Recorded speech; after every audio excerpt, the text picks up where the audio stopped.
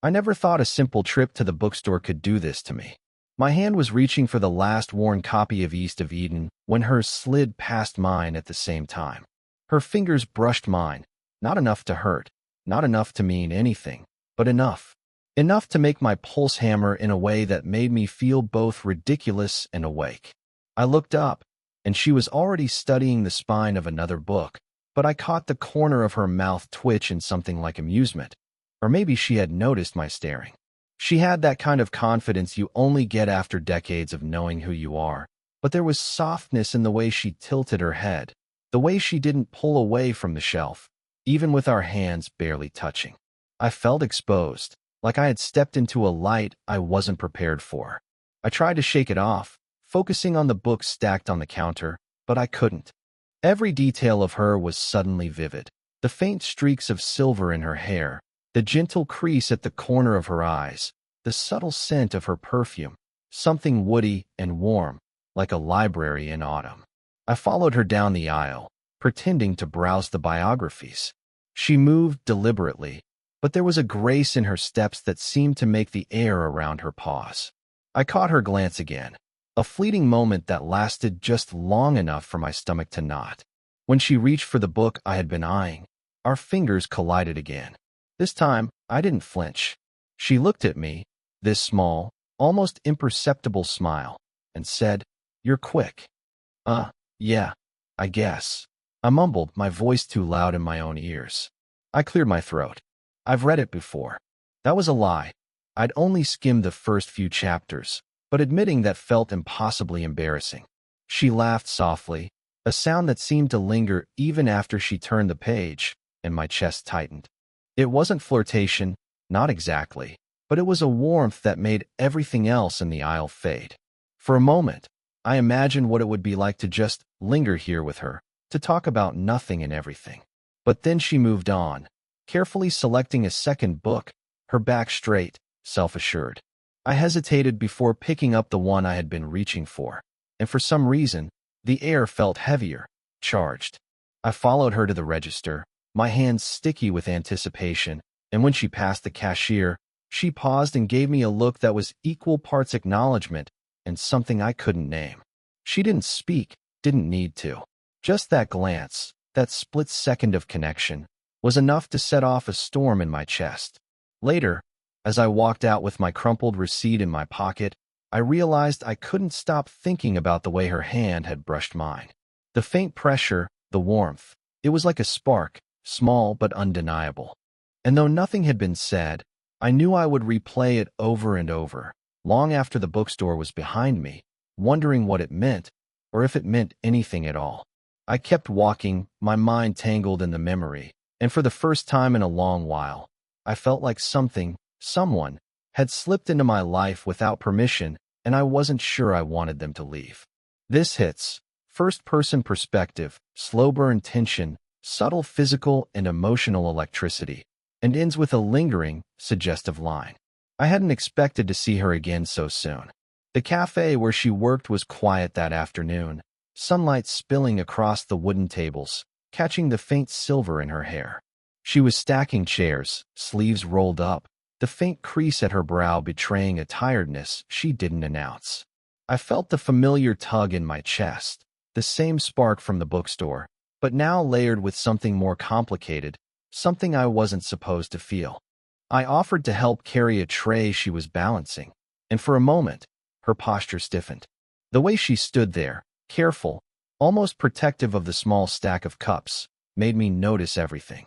Her hands, long fingers that moved with precision, yet still bore the faint calluses of someone who worked hard, brushed against mine briefly when I steadied the tray. A shiver ran up my spine, though I tried to mask it with casual conversation. "You're persistent," she said, her voice soft but edged with caution. There was a pause, and I realized she wasn't mocking me. She was measuring me. I tried to read her expression, but the brief flash of vulnerability in her eyes was gone almost before I could catch it.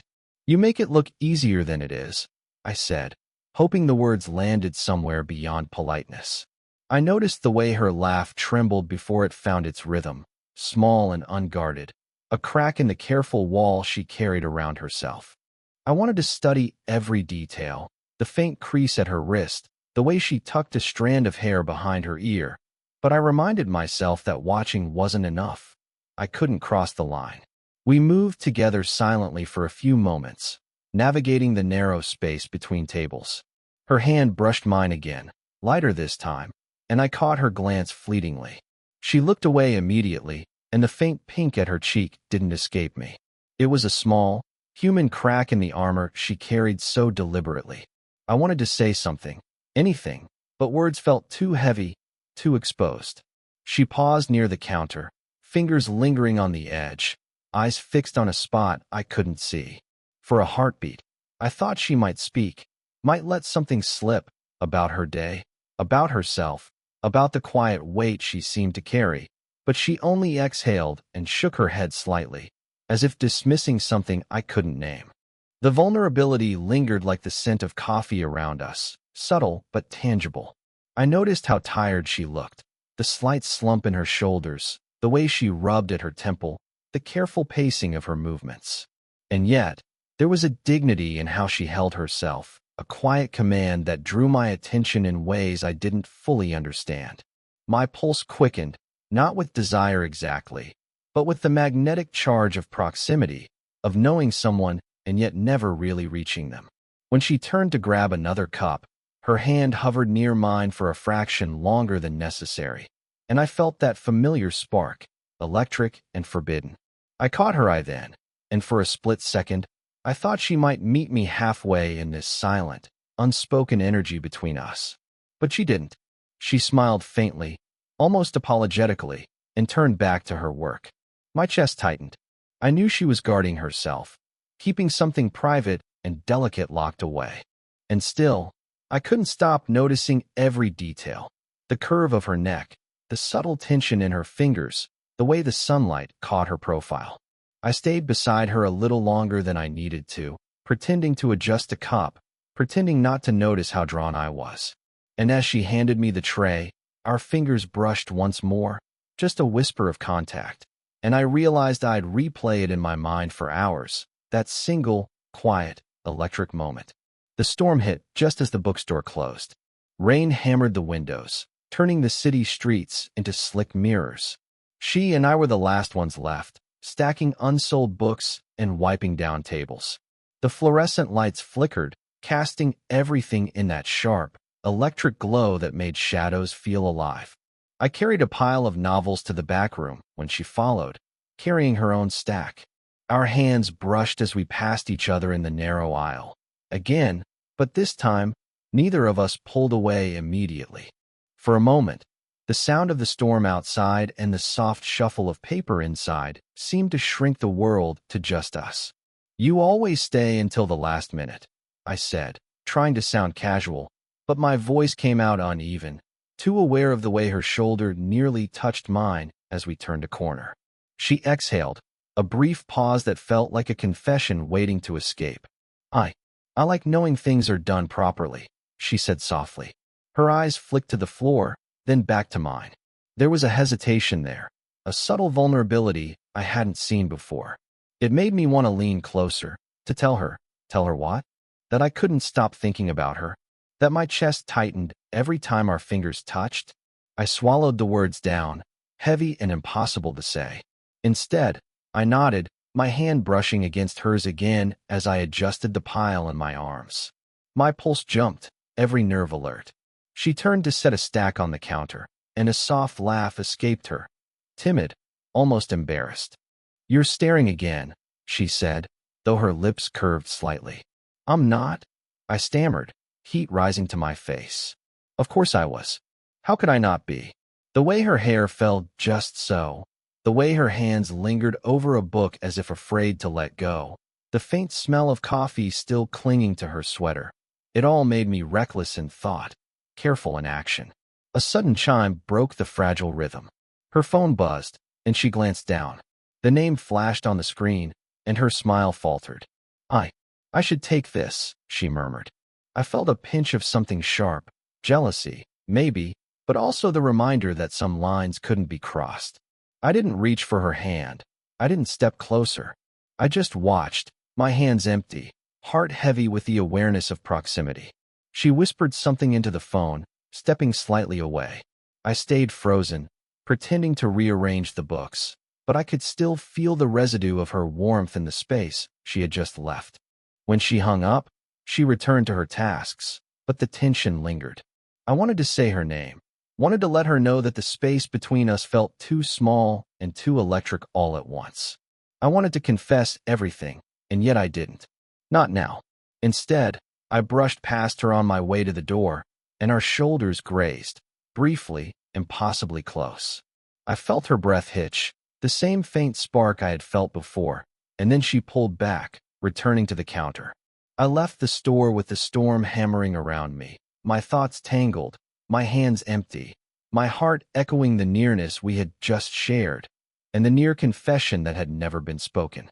We were sitting in the back corner of the café, the hum of the espresso machine filling the space between us. I had been avoiding her gaze for 10 minutes, tracing the grain of the wooden table, counting the faint scratches like I could measure my own nervous energy. She stirred her coffee slowly, and I noticed the faint tremor in her hand, the way her fingers lingered over the cup as if holding on to something she wasn't ready to let go. Finally, she broke the silence. "Do you ever feel like we're pretending?" Her voice was soft, careful, but there was weight behind it, an edge that made me flinch. I looked up, startled. "Pretending? Yes," she said, eyes locked on the swirl of coffee. Like nothing's different. Like we can just act normal." Her voice faltered, a whisper, and for a second, I thought she might start crying. But she didn't. She just sat there, still and tense, waiting. I wanted to reach for her hand, to steady her, to make this moment less fragile, but I didn't. I couldn't. Instead, I said nothing. Words felt dangerous, and silence suddenly screamed louder than anything I could say. "I don't know what this is," she continued, lifting her gaze to meet mine. Her eyes were tired, raw, searching for an answer she might already know. I don't know why it feels like this." My chest tightened. I wanted to tell her that I knew exactly how it felt, that every glance, every brush of her hand, every small proximity had me unmoored, but the words caught in my throat. I could only nod, my fingers tightening around the edge of the table. She leaned back slightly, her shoulders rising and falling in a rhythm I hadn't noticed before, slow and deliberate. "It's stupid," she said, and laughed softly, the sound brittle. "I mean, maybe it's just me." I shook my head. "It's not just you." My voice was quiet, almost a confession, and yet it didn't bridge the gap between us. It only made the space feel bigger, wider, more dangerous. We sat there, and for the first time, I noticed everything. The faint scar on her wrist, the way her lashes flickered when she blinked, the tension in her jaw, the way the cafe smelled like coffee and rain, like a pause in the world. I wanted to say her name, to tell her that proximity was unbearable and yet intoxicating, that the silence between us had become louder than any touch we'd shared. She shifted, placing her cup down with a soft clink. Her eyes met mine, unwavering, and I saw it there. The acknowledgement, the vulnerability, the truth we had been avoiding. "I don't want this to break us," she whispered. I swallowed hard. I didn't know what she meant by break, but I understood the weight of it. My heart was thudding, my hands aching, and still I said nothing. She looked down at her coffee again, and I realized I would never forget this moment.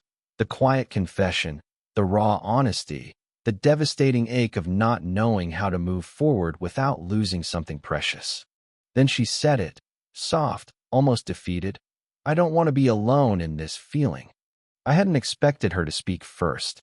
We were alone in the bookstore's small storage room, the smell of old paper and dust settling around us like a quiet pause in the world. She was unpacking a box of returns, her hands careful, methodical, but there was something in the way she lingered on each cover that made me want to ask what she was thinking. She started, her voice low, hesitant. She paused, tugging a loose strand of hair behind her ear. "I wasn't always like this. Confident, calm, in control. There was a time." She trailed off, glancing at the floor. "I loved someone. I thought it would last forever. I thought I was ready. I didn't move, didn't speak, but my heart jumped. Something in her eyes, fragile, almost shy, made me feel like I was intruding into a place no one was meant to see. He, he died, she continued, the words barely above a whisper. Her hands shook slightly as she placed a stack of books down. Suddenly, everything just ended. And I stopped trusting that feeling, that closeness, that risk. I wanted to reach for her, to ease the weight in her voice, but I stayed still. Instead, I simply said, I remember someone I lost too. My throat tightened as the memory came unbidden. A childhood friend, gone too soon, and the ache of not being able to say goodbye. Her eyes flicked up, surprised. You understand? I think I do, I said quietly. It's not about forgetting. It's about not knowing if you can feel that connection again without being terrified it'll break you. She nodded slowly, biting her lip, and for a moment, the air between us was thick with all the words we weren't saying. There was no dramatics, no shouting, no tears, but I could feel the seismic shift in her presence, like the ground had moved under our feet and neither of us had expected it. Then she pulled a small envelope from the shelf, her hands trembling slightly as she handed it to me. I meant to send this years ago, but I couldn't. It's for him, or for me, maybe. I don't know. I threw it gently, aware of the fragile weight in her gesture. Inside was a letter, faded at the edges, the handwriting delicate and precise. I didn't read it yet. I just held it, aware that this trust, this exposure, was more intimate than anything we had said in weeks. She exhaled, and for the first time, I saw her fully unguarded. Her shoulders slumped slightly, and the tiniest smile flickered across her lips, not triumphant or happy, just human. I'm not sure I've ever told anyone that, she whispered. I'm glad you did, I said, and even though my voice was quiet, it felt like a confession too.